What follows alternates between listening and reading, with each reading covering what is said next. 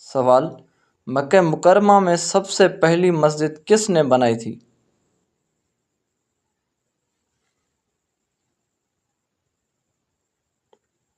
جواب: حضرت ابو بکر صدیق رضی اللہ تعالیٰ عنہ نے۔ سوال: ابلیس پر سب سے پہلے کس فرشتے نے لعنت بھیجی تھی؟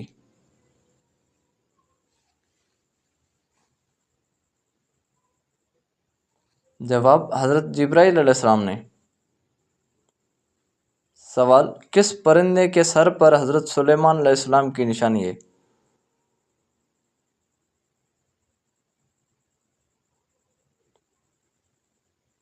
جواب: ہدہد۔